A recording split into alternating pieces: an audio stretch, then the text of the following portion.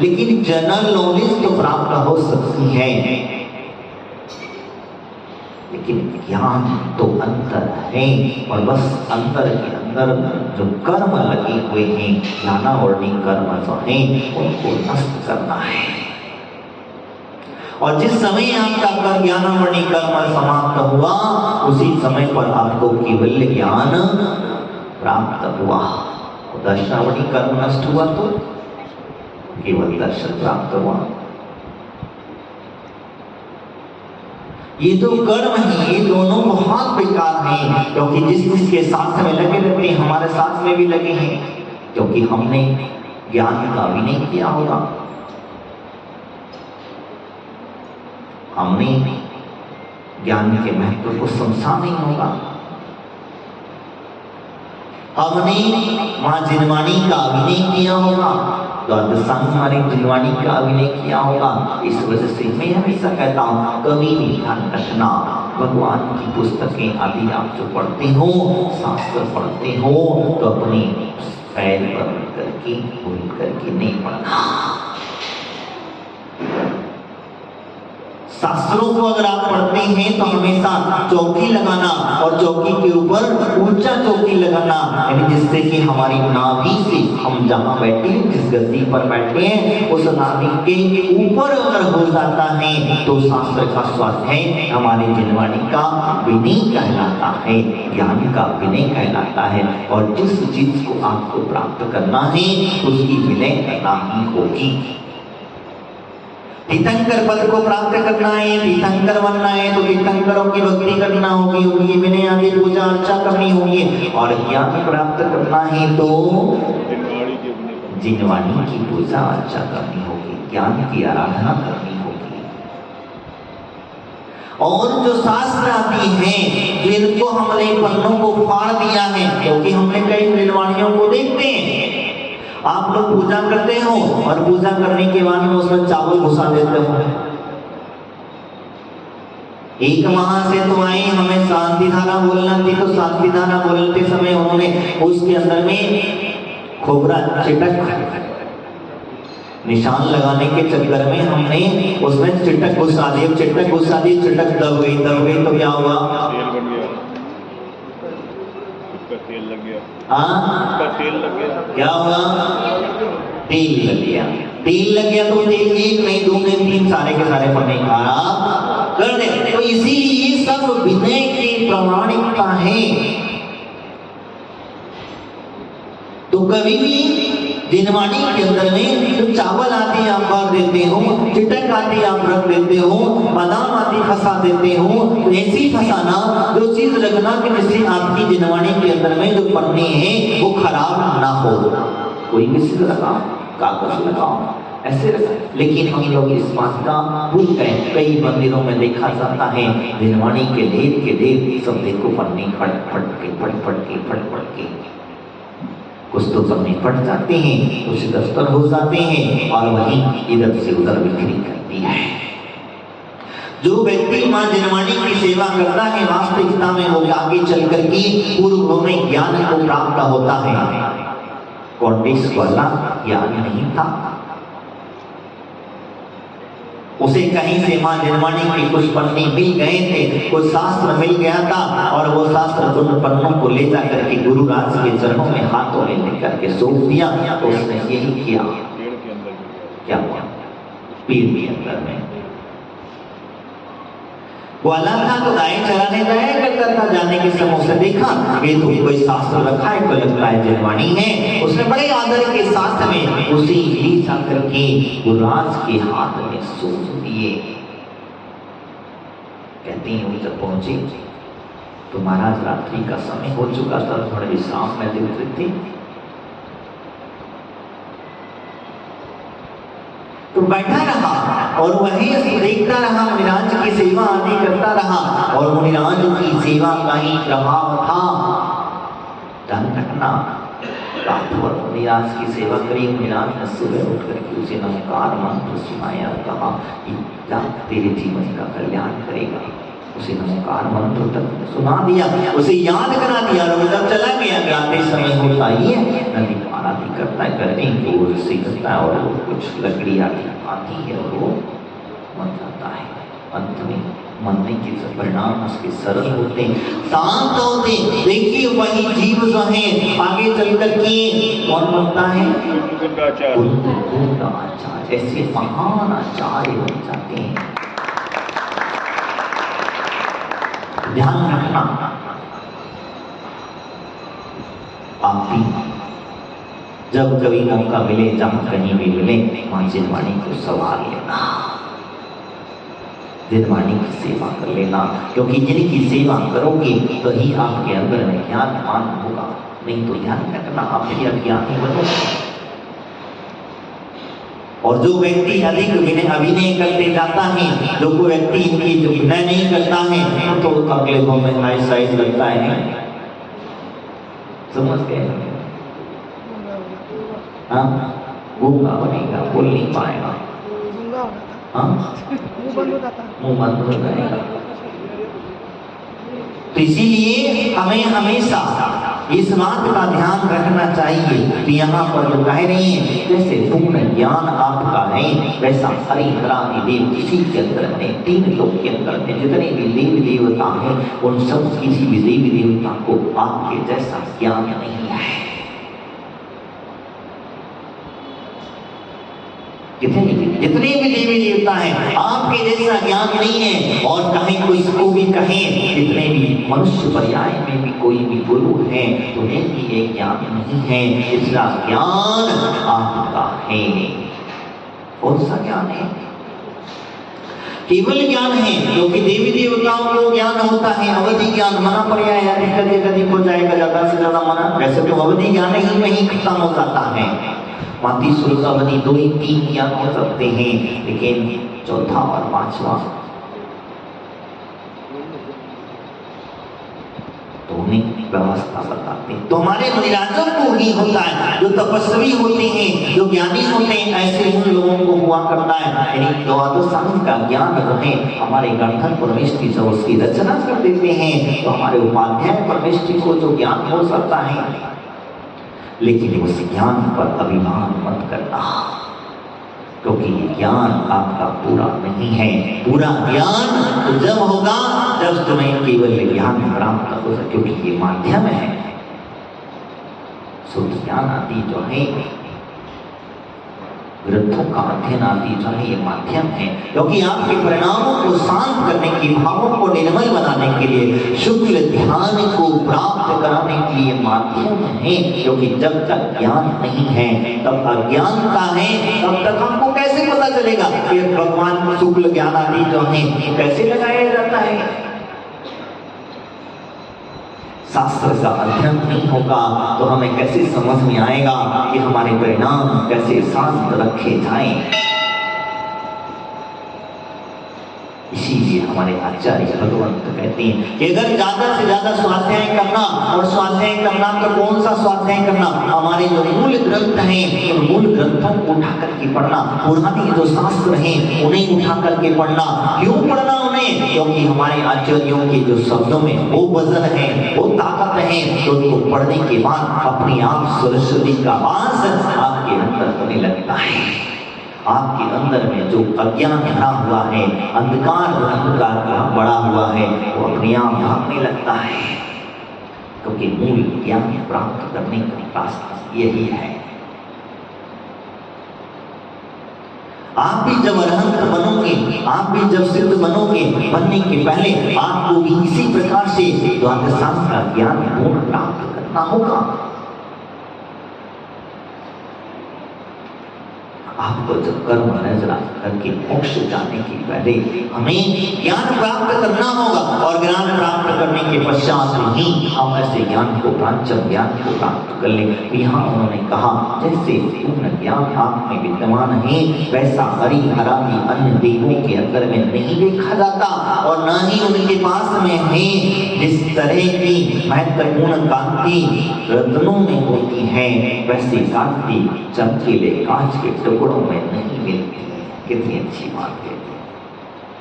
जो महत्व रत्नों का होता है, रत्नकार की बता सकता है, हम क्या बताएंगे? बताओ। जिसको रत्नों का ज्ञान है वही व्यक्ति बताएगा। आपको बड़े श्रद्धा के साथ में इसने दे दिया है, तो ओरिजिनल ईगो का डुप्लीकेट है ना। आजकल तो एक आई कार्ड बनने लग गया है, ओरिजिनल है कि डुप्लीकेट है इससे बताया जाता है। अरे हमें तो वर्बल बुद्धू बना दिया जाता है। उनसे कहो कि ये रत्न आपने बेचा है, कोई बात नहीं है, इस रत्न को इसी रेट में, जिस भाव में तुमने बेचा है उसी भाव में वापस ले लो।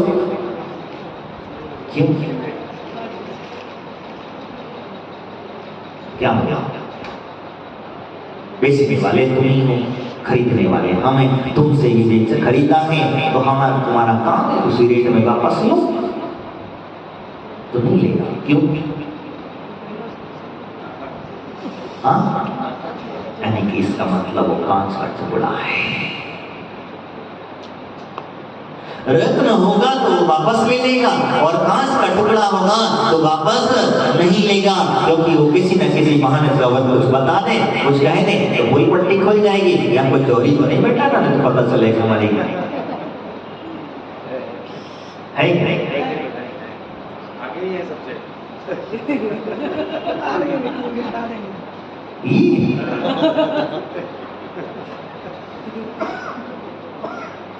तो इन्हें सब पता है कौन सा रत्न दिया जाता है। इसलिए मैं कह रहा हूँ, मेरा कहने का तात्पर्य यही है कि भगवान आपके जैसा ओरिजिनल रत्न, कि जैसा ओरिजिनल रत्न जिसे प्राप्त हो जाए वो क्या कांच के टुकड़ों में मन लगाएगा? जिस व्यक्ति को आपकी भक्ति करने का महत्व समझ में आ जाए, जिस व्यक्ति को आपके स्तुति आदि का महत्व समझ में आए, जिस व्यक्ति को आपके ज्ञान के बारे में पता चल जाए, जिस व्यक्ति को भगवान के भक्ति करने का महत्व समझ में आता है, तो वो क्या कहीं भाई या दूसरे देवों के सामने अपना माथा टेकेगा? वो क्या समझेगा वास्तविकता ये ज्ञान है? नहीं, वो तो कहता है ये सब ज्ञान है, सब तो यही है। आचार्य मार्कंडेय स्वामी भगवान की भक्ति करते समय, स्तुति करते समय ये संबोधन दे रहे हैं, हे प्रभु परम पिता परमात्मा, आपका जो ज्ञान है वो पूर्ण ज्ञान है, और आपके ज्ञान के आगे किसी का ज्ञान नहीं लगता। ये सबका ज्ञान तो अधूरा ज्ञान है। ये तो सब कुछ आपसे ही प्राप्त करते हैं, और ये आपको बाद में लोगों को दे दिया करते हैं। तो इसीलिए हम भी यहाँ पर भगवान की भक्ति कर रहे हैं, उनकी स्तुति कर रहे हैं, तो इसीलिए कर रहे हैं कि भगवान हमें भी वो ज्ञान प्राप्त हो। संसार की दौलत नहीं चाहिए हमें, क्या चाहिए? क्योंकि संसार की दौलत अगर आप मांग करके विधान आदि कर रहे हैं, पूजा आदि कर रहे हैं, तो मिल तो जाएगी, मिलने में कोई बुराई नहीं है, लेकिन बस उतनी में सीमित रह जाओगे। हमारे तीर्थंकर महाभगवान प्रभु जो है बहुत विस्तारित ज्ञान, वो देते किसी को कुछ नहीं है, लेकिन उनके पास में जो व्यक्ति पहुंच जाता है उसे सब कुछ मिल जाता है। ये विशेष वो देते किसी को कुछ नहीं है, कोई भी चला जाए, राजा हो, रंग हो, हीर हो, कैसा कोई भी जाकर के पहुंच जाए, झोली फैला, लेकिन वो देते किसी को कुछ नहीं। जब भगवान आदिनाथ स्वामी दीक्षा को ले लिए, दीक्षा धारण कर लिए, तो नमी और विनमी नाम के दो विद्याधर तो कई भूमि गोचरी थे पहले तो भगवान ने आदिनाथ प्रभु के परिवार में, तो उसमें भगवान तो सबको बांट के चले गए, सबको दे दिया, तुमने अपने पुत्रों को दे दिया, राजा महाराजा को सबको दिया, हमें कुछ नहीं दिया। अब दोनों के दोनों भगवान से जाकर के कह रहे हैं, और वो भगवान तो अपने हाथ में हाथ लेके बैठे, वो तो अपने हाथ में हाथ धर के बैठे, उन्हें कोई लेना देना नहीं है। तुम आए और नमस्कार किया तो भी कोई लेना देना नहीं है, नहीं भी किया तो भी कोई लेना देना नहीं है। विनय करोगे तुम्हारी उन्नति होगी, नहीं करोगे तुम्हारी दुर्गति। वो किसी से नहीं कहते, उन्होंने ना किसी से कहा ना किसी को कहा, तो मेरी विनय करो, स्तुति करो, आराधना करो, कुछ नहीं कहा। तुम्हारी इच्छा हो तो करो, नहीं करना है तो मत करो। तो दोनों के दोनों जाकर पहुंच के भगवान से कहते हैं कि हे प्रभु, हमें तो कुछ दो, हम तुम्हारे भक्त हैं, तुमने सबको कुछ सुख दिया है, हमें कुछ नहीं दिया, हमें वैसे प्रकार से छोड़ करके आप चले आए। तब जो सोच नीचे धरणेन्द्र था उसका सिंहासन का पायमान हो जाता है। धरणेन्द्र जो था उस समय पर जो धरणेन्द्र था उसका सिंहासन का पायमान हो जाता है। और जैसे ही उसने देखा कि ये तो भगवान से मांग रहे हैं जिन्होंने सब कुछ छोड़ दिया है। तुम भी कभी कभी भिखारी बन के पहुंच जाते हो, गलत तो नहीं कह रहा हूं, जो सत्य है वो सत्य है। तुम भी कभी कभी भगवान के सामने भिखारी बन के पहुंच जाते हो और भीख मांगने लग जाते हो। क्या भीख मांगते? भगवान एक सीढ़ी पर चढ़ाते हैं, हम एक नारियल चढ़ाते हैं, हम एक छोटा सा अर्घ चढ़ाते हैं और अंत में कह देते भगवान ध्यान रखियो, तुम्हारी कृपा दृष्टि बनाए रखना, अगर ये कृपा दृष्टि से हट गए तो बस। अरे ज्ञान तुम लोगों को पता है कि तीन लोग के नाथ हैं, तीनों लोगों के नाथ हैं, चराचर पदार्थों को जानते हैं, देखते हैं, तुम्हारी जैसी गति होती है उसे वो जानते हैं, सब कुछ जानते हैं। और तुम जाकर के उन्हीं से मांगने पहुंच गए जिन्होंने सब कुछ ज्ञान व्यक्ति है, जिन्होंने सब कुछ छोड़ा, हम उन्हीं से ही मांगने पहुंच जाया करते हैं। हम उन्हीं के चरणों में जाकर के अपनी प्रार्थना लगा दिया करते हैं। तो वो नमी और विनमी कहते हैं, दोनों जन जाकर के वहां भगवान आदिनाथ से प्रार्थना कर रहे थे, बोल रहे थे, इंतजार कर रहे थे कि भाई भगवान कब जल्दी निकले, बाहर आंखें खोले और हमारी इच्छा पूरी करें। लेकिन कहते हैं वहां भगवान का मुख से कुछ नहीं निकला।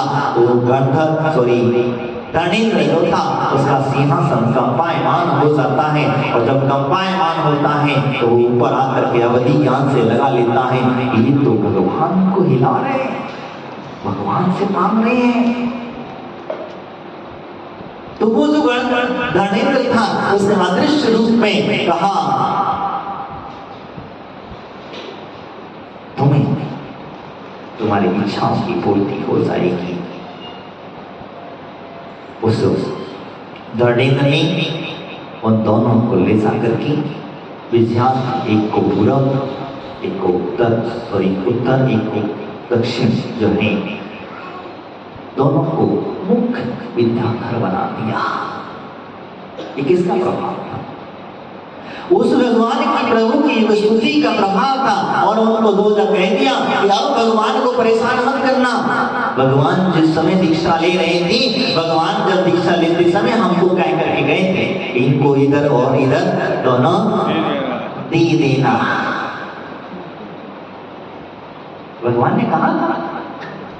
नहीं कहा, लेकिन इस प्रकार से उनको और भी कई विद्याएं दे देता है। तो मेरा कहने का मतलब यही है, भगवान कुछ नहीं देते, लेकिन उनकी स्तुति से, उनकी भक्ति से हमें सब कुछ अपने आप मिल जाया करता है।